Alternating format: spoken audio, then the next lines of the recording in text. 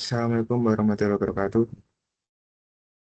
Waalaikumsalam warahmatullahi wabarakatuh.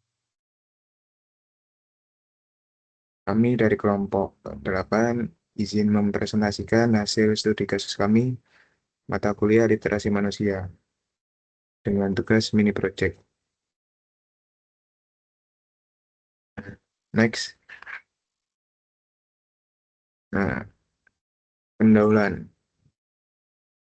Di jurnal yang kami citasi, jurnal referensi kami, itu perkembangan teknologi digital abad ke-21 membawa perubahan besar pada kehidupan manusia, khususnya di Indonesia juga. Nah, teknologi itu membuka peluang dan tantangan unik.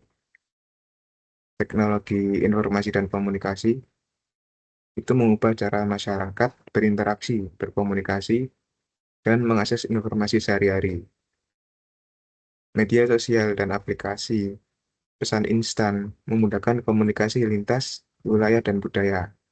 Nah, di situ terdapat perkembangan zaman yang awalnya komunikasinya secara lisan atau tatap muka, nah di zaman sekarang bisa melalui media sosial atau platform yang lain. Nah, namun dari kemudahan itu menimbulkan risiko, isolasi sosial, dan perlindungan data pribadi yang kompleks. Next.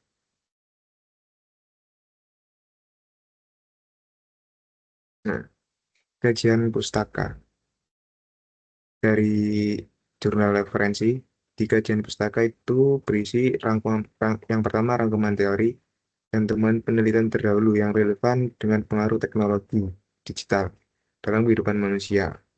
Fokus kajian meliputi 4 aspek. Yang pertama, sosial, ekonomi, politik, dan budaya. Next. Nah, di slide ini itu membahas dampak teknologi digital pada aspek sosial. Nah, teknologi digital, khususnya media sosial dan aplikasi pesan instan, telah memperluas komunikasi lintas wilayah dan budaya. Namun, penggunaan berlebihan bisa menyebabkan isolasi sosial dan mengancam privasi data. Oleh karena itu, literasi digital dan etika penggunaan teknologi sangat penting untuk menjaga kualitas hubungan sosial. Next.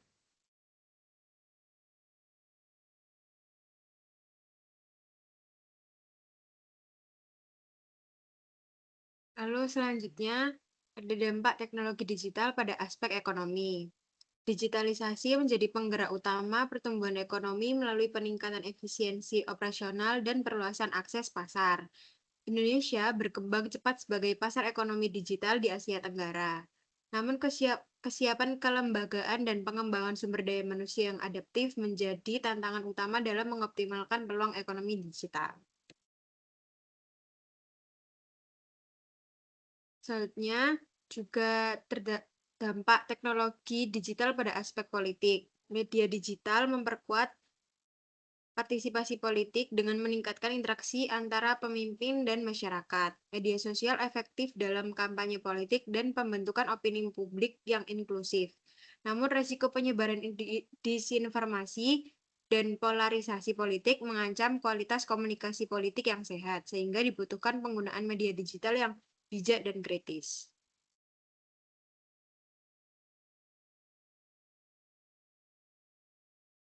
Lalu terdapat dampak teknologi digital pada aspek budaya. Digitalisasi mengubah cara konsumsi dan produksi budaya, membuka ruang bagi komunitas untuk mengekspresikan identitas budaya secara merata. Namun ada resiko homogenisasi budaya global yang mengancam nilai-nilai lokal. Di sisi lain, teknologi digital menciptakan peluang ekonomi baru melalui pertumbuhan industri, kreatif, dan budaya.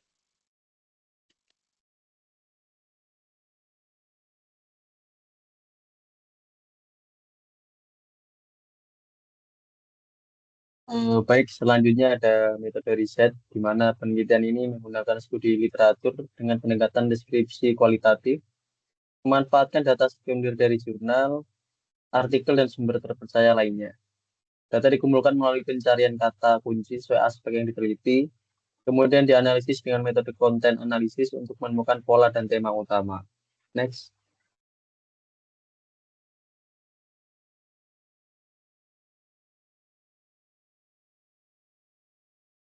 Selanjutnya ada pembahasan di mana teknologi digital telah mengubah cara kita berinteraksi sosial, berbisnis, berpolitik, dan mengkonsumsi budaya. Meskipun membuka peluang baru, teknologi juga membawa tantangan seperti isolasi sosial dan disinformasi. Pandemi mempercepat adopsi digital, sehingga literasi dan etika digital sangat penting untuk manfaat yang optimal. Next.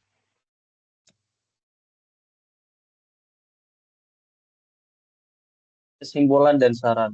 Teknologi digital membawa dampak besar pada sosial, ekonomi, politik, dan budaya di Indonesia. Meskipun membuka peluang, tantangan seperti hoax dan isolasi sosial juga muncul. Penting meningkatkan literasi digital dan regulasi, memfasilitasi pemanfaatan teknologi oleh UMKM, serta mendorong partisipasi politik sehat dan peran aktif pendidikan dan media dalam menyebarkan informasi yang kredibel. Next. Terima kasih. Saya kembalikan ke Nico. Ya, sekian presentasi dari kelompok 8. Kurang lebihnya saya mohon maaf mewakili teman-teman saya dan terima kasih. Saya tutup. Wassalamualaikum warahmatullahi wabarakatuh. Selamat malam. Waalaikumsalam.